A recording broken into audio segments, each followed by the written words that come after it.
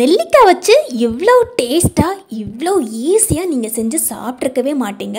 ரொம்ப ரொம்ப டேஸ்டியாக இருக்கும். வீட்டில் இருக்கக்கூடிய எல்லாருமே கேட்டு வாங்கி சாப்பிடக்கூடிய அளவில் அப்படி ஒரு சுவையாக இருக்குங்க. இதுக்காக நம்ம இந்த அளவு நெல்லிக்காய் எடுத்து வச்சுக்கலாம். இந்த மொத்த நெல்லிக்காயுமே பார்த்திங்கன்னா வெறும் 10 ரூபாய்க்கே கிடைக்குங்க. நான் இது சந்தையில் 10 ரூபாய்க்கே வாங்கிட்டு வந்திருக்கிறேன். நெல்லிக்காய் எல்லாத்தையும் 2-3 முறை தண்ணியில் நல்லா கழுவி எடுத்துக்கோங்க. அதுக்கப்புறமா ஒரு துணியில் அதில் இருக்கக்கூடிய தண்ணியெல்லாம் தொடச்சி எடுத்துக்கோங்க.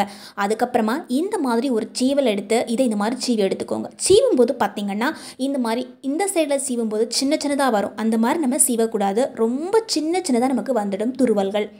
அதனால் கொஞ்சம் பெருசாக நம்ம இந்த மாதிரி சீவி போட்டுக்கணும். பாருங்கள், நம்ம பெரிய பெரிய ஓட்டைகள் இருக்கக்கூடிய பகுதியில் நம்ம சீவி எடுக்கும்போது கொஞ்சம் பெரிய சைஸில் கிடைக்கும். ரொம்ப சின்னதாக துருவாமல் கொஞ்சம் பெரிய சைஸில் துருவி போடும்போது நமக்கு செய்யும்போது ரொம்ப ஈஸியாக இருக்கும். இந்த மாதிரி நம்ம ஈஸியாக துருவி எடுத்துக்கலாம். பாருங்கள், அதோட அந்த விதைகள் மட்டும் தனியாக இந்த மாதிரி கிடைக்கும். இந்த விதைகளை நம்ம தூர போடவே கூடாதுங்க. ஒவ்வொரு நெல்லிக்காயையும் துருவிட்டு இந்த விதையும் நம்ம அப்படியே பயன்படுத்திக்கலாம். இப்போ இந்த விதையை நான் இந்த மாதிரி ஓரமாக வச்சுக்கிறேங்க. நெல்லிக்காயில் நிறைய சத்துக்கள் இருக்குது அப்படின்னு எல்லாருக்குமே நல்லா தெரிஞ்ச ஒரு விஷயந்தான். அதுக்காக இந்த நெல்லிக்காவை நம்ம அப்படியே குழந்தைங்களுக்கு கொடுத்தோம் அப்படின்னா கண்டிப்பாக அவங்க சாப்பிட மாட்டாங்க. கொஞ்சம் கடிச்சிட்டு அப்படியே துப்பிடுவாங்க. ஆனால் இந்த மாதிரி செஞ்சு கொடுத்து பாருங்கள், அம்மா இன்னும் கொஞ்சம் போடுங்க அப்படின்னு உங்ககிட்ட கேட்டு வாங்கி சாப்பிடுவாங்க.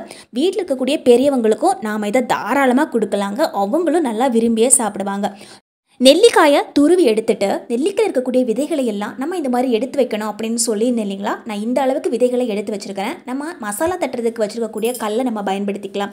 இதுக்கு பதிலாக அம்மி கூட பயன்படுத்திக்கலாம். இந்த கல்லில் இந்த விதைகளெல்லாம் இந்த மாதிரி போட்டுட்டு கல் வச்சு இந்த மாதிரி தட்டி எடுத்துக்கலாம்.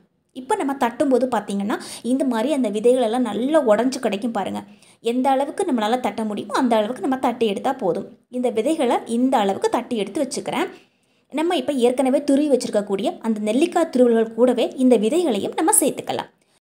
நெல்லிக்காயில் இருக்கக்கூடிய சத்துக்களை விட நெல்லிக்காயில் இருக்கக்கூடிய விதையில் நிறையவே சத்துக்கள் இருக்குதுங்க. இப்போது இந்த விதைகளை இந்த மாதிரி நல்லா நொறுக்கி இது கூட சேர்த்துக்கிட்டோம். நெல்லிக்காயை துருவுறது பெரிய வேலையும் இல்லை, பெரிய கஷ்டமும் இல்லை. லைட்டாக துருவினாவே அது ஈஸியாக நம்மளால் துருவ முடியும். இப்போ நம்ம அடுப்பில் ஒரு பேன் வச்சுக்கலாம். இதில் 2 ஸ்பூன் அளவுக்கு பாசி பருப்பு எடுத்துக்கிறாங்க. இந்த பாசி பருப்புக்கு பதிலாக துவரம்பருப்பு சேர்த்துக்கலாம். இப்போ நாம் 1 ஸ்பூன் அளவுக்கு வெள்ளை உளுந்தம்பருப்பு சேர்த்துக்கலாம். 1 ஸ்பூன் அளவுக்கு கருப்பு உளுந்தம்பருப்பு சேர்த்துக்கிறாங்க. இப்போது அதே ஸ்பூனில் 1/2 ஸ்பூன் அளவுக்கு கொள்ளு சேர்த்துக்கிறாங்க. நெல்லிக்காய் குளிர்ச்சி தன்மையுடைய ஒரு பொருள். ஆனால் இந்த கொள்ளு பார்த்திங்கன்னா கொஞ்சம் சூடாக இருக்கக்கூடிய ஒரு பொருள். அதனால் அதை ஈடுகட்டுறதுக்காக தான் நம்ம இந்த பொருளை சேர்த்துக்கிறோம். இப்போ ஒரு முறை எல்லாத்தையும் நல்லா இந்த மாதிரி வறுத்து எடுத்துக்கலாம். இது நல்லா வறுபடுறதுக்கு 5 நிமிஷம் ஆகும். மீடியம் ஃப்ளேமில் வச்சுட்டு இந்த மாதிரி நல்லா வறுத்துட்டே இருந்தீங்கன்னா டக்குன்னு கலர் நல்லா சேஞ்ச் ஆகி வரும். பாருங்கள், வெள்ளையாக இருக்கக்கூடிய பருப்புகளோட நிறம் மாறினாவே நமக்கு தெரிஞ்சிடும் கருப்பாக போட்டிருக்கக்கூடிய அந்த உளுந்தம்பருப்பும் நல்லா வறுந்துருக்குது அப்படின்னு. ஆறுனதுக்கப்புறம் இன்னும் நல்லா கடன்னு ஆகிடும். அதனால் நிறம் மாறின உடனேயே நம்ம இதை வேறொரு பாத்திரத்தில் மாற்றி வச்சிடணும். இப்போ நாம் 1/2 ஸ்பூன் அளவுக்கு மிளகு சேர்த்துக்கலாம். 1/2 ஸ்பூன் அளவுக்கு ஜீரகம் சேர்த்துக்கலாம். 1/4 ஸ்பூன் அளவுக்கு கருஞ்சீரகம் சேர்த்துக்கிறேன். கருஞ்சீரகம் சேர்த்துக்கிறது ஆப்ஷனல் தான், இருந்தால் சேர்த்துக்கோங்க, இல்லைன்னா விட்டுக்கலாம். இப்போ நம்ம 2 வரமிளகாய் சேர்த்துக்கலாம். இப்போ இது எல்லாத்தையும் ஒரு முறை வறுத்து எடுத்துக்கலாம். இது கொஞ்சம் சூடாகணும், அவ்வளோதான். இப்போ நம்ம தோலோடு இருக்கக்கூடிய பூண்டு எடுத்துக்கலாம். ஒரு 4-5 பூண்டு எடுத்துக்கிறேன். இது கூட சேர்த்து நல்லா இந்த மாதிரி வறுத்து எடுத்துக்கலாம். சுகர் நோய் இருக்கிறவங்க, உடம்புல கொஞ்சம் கூட தெம்பே இல்லாமல் அடிக்கடி நோய்வாய்ப்படுறவங்க, தலைமுடி உதிர்வு பயங்கரமாக இருக்குது அப்படின்னா கண்டிப்பாக இதை தெரிஞ்சு வச்சுக்கோங்க. ரொம்ப ஈஸி தாங்க இதை செய்கிறது. சட்டுன்னு ஒரு 10 நிமிஷத்துக்குள்ள நம்ம செஞ்சு வச்சிடலாம். ஆனால் சாப்பிட்றது பார்த்திங்கன்னா அவ்வளோ டேஸ்டியாகவும் இருக்கும். இதை வறுத்துட்டு ஒரு பாத்திரத்தில் மாற்றி வச்சிடலாம். அதே பேனை நம்ம திரும்ப யூஸ் பண்ணிக்கலாம். இதில் 1 ஸ்பூன் அளவுக்கு மட்டும் சமையல் எண்ணெய் சேர்த்துக்கோங்க. அதிகப்படியான எண்ணெயை நாம் இதில் சேர்க்கவே கூடாதுங்க. கரெக்டாக 1 ஸ்பூன் அளவுக்கு மட்டும் எண்ணெய் சேர்த்துட்டு இது கூட இந்த மாதிரி மிக்ஸ் பண்ணி விட்டுக்கோங்க. 1 நிமிஷத்துலேயே இது நல்லா சூடேற ஆரம்பிச்சிடும். அதுக்கப்புறமா மீடியம் ஃப்ளேமில் வச்சுட்டு கொஞ்சம் நேரம் இந்த மாதிரி வறுத்துட்டே இருக்கலாம். இதில் இருக்கக்கூடிய தண்ணித்தன்மையெல்லாம் சீக்கிரமாகவே வற்றி போயிடும்.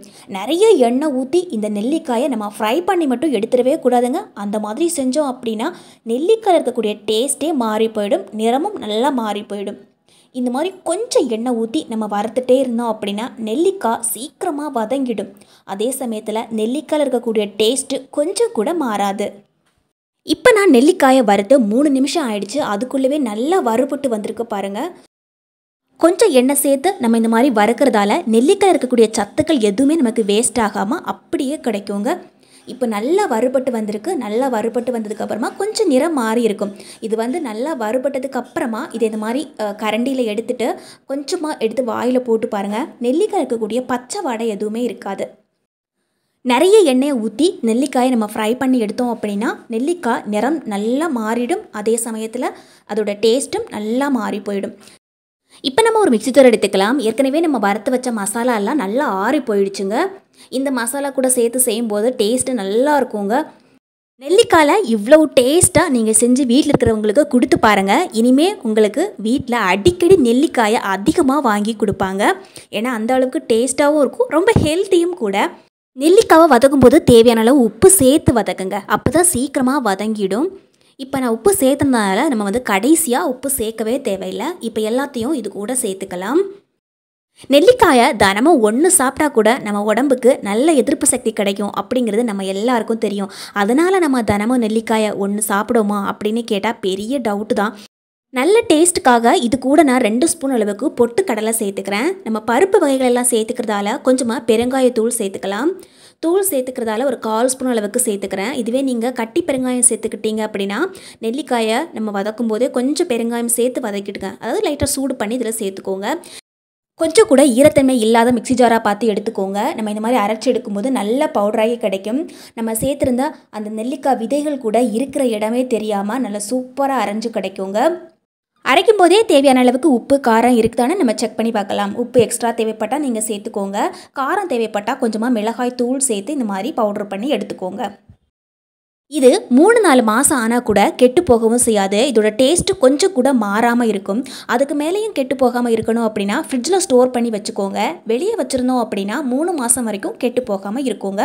நம்ம வந்து பேச்சுலராக இருக்கிறோம் அல்லது நம்ம வெளியே எங்கேயாவது ஸ்டே பண்ணியிருக்கிறோம், ஹாஸ்டலில் ஸ்டே பண்ணியிருக்கிறோம் அப்படின்னா இந்த பவுடரை தாராளமாக எடுத்துகிட்டு போகலாம். இது பார்த்திங்கன்னா எல்லாத்துக்குமே செட் ஆகும். இட்லி, தோசை, சூடான சாப்பாடு கூட கொஞ்சமாக நெய் ஊற்றி அப்படியே பிசைஞ்சு சாப்பிட்டோன்னா வேறு எதுவுமே தேவையில்லை. உடம்புக்கு அவ்வளோ ஹெல்த்தியும். சீசன் டைமில் நெல்லிக்காய் நமக்கு குறைஞ்ச விலையில் நிறைய கிடைக்கும். அந்த டைமில் நெல்லிக்காய் வாங்கி இந்த மாதிரி நிறைய பவுடர் செஞ்சு வச்சுக்கலாம். வீட்டில் இருக்கக்கூடிய எல்லாருமே விரும்பி சாப்பிடக்கூடிய அளவுலையும் இருக்கும். டேஸ்ட்டு எல்லாருக்குமே பிடிக்கவும் செய்யும். குட்டீஸ் வரைக்கும் இதை கேட்டு வாங்கி சாப்பிடக்கூடிய அளவில் இருக்குங்க. நெல்லிக்காயை கொஞ்சம் கடிச்சிட்டு அப்படியே துப்புற குழந்தைங்க தான் நிறைய இருக்கிறாங்க. ஆனால் இந்த மாதிரி பவுடர் பண்ணி செஞ்சு கொடுத்து பாருங்கள். நெல்லிக்காய் எங்கே இருக்குதுன்னு அவங்களால கண்டே பிடிக்க முடியாது. அதே சமயத்தில் இன்னும் கொஞ்சம் கொடுங்க அப்படின்னு கேட்டு வாங்கி சாப்பிடுவாங்க. சுகர் நோய் இருக்கிறவங்களெல்லாம் தாராளமாக இந்த மாதிரி செஞ்சு வச்சுட்டு தினமும் சாப்பிடும்போது கொஞ்சம் எடுத்து போட்டு சாப்பிட்லாம். உடம்புக்கு ரொம்ப ரொம்ப நல்லது. சுகர் நல்லாவே கட்டுக்குள்ளே வரும். அதே மாதிரி பார்த்திங்கன்னா நமக்கு தலைமுடி உதிர்வு பிரச்சனைக்கு இது ஒரு சூப்பரான மருந்து அப்படின்னு சொல்லலாங்க. வீடியோ பிடிச்சா லைக் பண்ணி ஷேர் பண்ணுங்கள். அதே மாதிரி நெல்லிக்காய் வாங்கியாச்சும் கண்டிப்பாக இந்த பவுடரை ட்ரை பண்ணி பாருங்கள். ரொம்ப ரொம்ப டேஸ்டியாக இருக்கும்.